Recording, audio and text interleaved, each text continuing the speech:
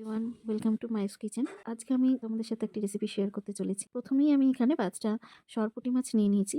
আমরা এই মাছগুলোকে সরপুঁটি বলি, তোমরা কি নামে চেনো বা কি বলো সেটা আমাকে কমেন্ট সেকশনে জানিও। মাছগুলোকে নুন হলুদ মাখিয়ে আমি প্রথমে ভেজে নেব।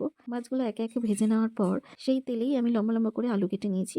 সেই আলুগুলোকেও আমি একে একে ভেজে তুলে নেব। আলু ভেজে তুলে নেওয়ার পর সেই তেলে আমি গোটা শুকনো লঙ্কা এবং কিছুটা পরিমাণ মতন কালো জিরে ফোড়ন দেবো। ফোড়নটা ভাজা ভাজা হয়ে আসলে কুচনো পেঁয়াজ দিয়ে দেবো। পেঁয়াজটা যাতে সহজে নরম হয়ে যায় এবং তাড়াতাড়ি ভাজা হয়ে যায় তার জন্য আমি এখানে সামান্য নুন ব্যবহার করেছি। নুনটা দিয়ে একটু নাড়াচাড়া করে পেঁয়াজটা ভাজা ভাজা হয়ে আসলে এখানে কুচিয়ে রাখা টমেটোগুলো দিই। টমেটোটা দিয়ে ভালো করে নাড়াতে থাকবো। টমেটোটা গলে গেলে এখানে সামান্য হলুদ গুঁড়ো এবং সামান্য জিরে গুঁড়ো দিয়েছি। ভালো করে কষাতে থাকবো। কালারের জন্য আমি এখানে একটু কাশ্মীরি রেড চিলি ব্যবহার করলাম। সমস্ত মশলা ভালো করে নাড়াতে থাকবো যতক্ষণ না মশলা থেকে তেল বেরোতে। ভালো করে কষানো হয়ে গেলে সামান্য জল দিই এবং ভালো করে নাড়িয়ে আমি একটু ঢাকা চাপা দিয়ে রাখি। আমি ঢাকনা সরিয়ে এর মধ্যে আলুগুলো দিয়ে দিলাম। ভাজা আলুগুলো দিয়ে দেওয়ার পর ভালো করে নাড়িয়ে আমি আবার ঢেকে রাখলাম। তারপর 5-7 মিনিট পর ঢাকনা সরিয়ে এর মধ্যে আমি আগে থেকে একটু কালো সর্ষে ও সাদা সর্ষে, দুটো কাঁচা লঙ্কা পেস্ট করে রেখেছিলাম, সেই ব্যাটারটা আমি দিয়ে দেবো। পরে সর্ষে বাটারটা দেওয়ার পর স্বাদ ব্যালেন্সের জন্য আমি এখানে সামান্য চিনি দিয়ে দিলাম।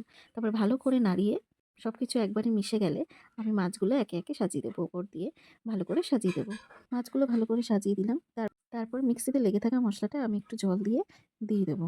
তারপরে আবার ভালো করে নাড়িয়ে 5-7 মিনিটের জন্য আমি ঢাকা দিয়ে রাখবো। লো টু মিডিয়াম আঁচে আমি 5-7 মিনিটের জন্য 5-7 মিনিট পর ঢাকনাটা সরিয়ে দেখবেন যে মাছের ঝোলটা ফুটে এসছে। তখন ওপর দিয়ে ধনেপাতা দিয়ে গ্যাস অফ করে দেবো। আমাদের রেডি মাছের ঝোল। এই মাছের রেসিপিটি গরম গরম ভাতের সাথে একবার তোমরা ট্রাই করে দেখতে পারো। আশা করি ভালো লাগবে। ভিডিওটি শেষ পর্যন্ত দেখার জন্য অনেক ধন্যবাদ। ভিডিওটি কেমন লাগলো সেটি অবশ্যই কমেন্ট সেকশনে জানিও এবং লাইক, কমেন্ট, শেয়ার করো।